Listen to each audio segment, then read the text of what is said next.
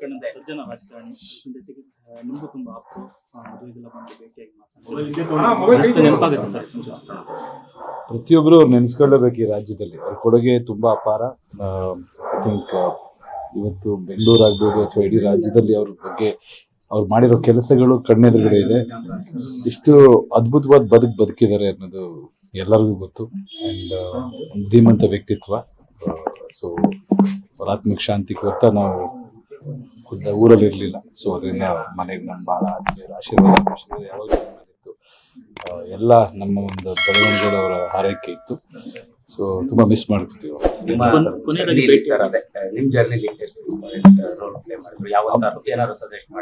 ಇಲ್ಲ, ಅವರೆಲ್ಲ ಯಾವಾಗ್ಲೂ ತುಂಬಾ ಒಳ್ಳೇದು, ಎಲ್ಲರಿಗೂ ಒಳ್ಳೇದ್ ಬಯಸೋರು.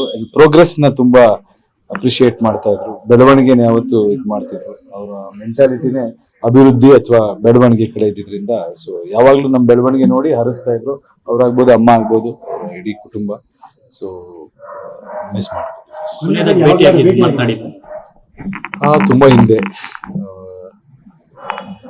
ಅದೇ ಈ ತರ ಚಿಕ್ಕದಾಗೆ ಭೇಟಿ ಮಾಡ್ತಿದ್ದೆ ಅಷ್ಟೇ. ಪರ್ಸನಲ್ ಆಗಿ ತುಂಬಾ ಇದು ಕಳೆಯಕ್ ಆಗಿಲ್ಲ. ಬಟ್ ಎಷ್ಟು ಕಳೆದಿದೆಯೋ ಅಷ್ಟು ಮೆಮೊರೇಬಲ್ ಮೂಮೆಂಟ್ಸ್ ಇದೆ ಅಂತ.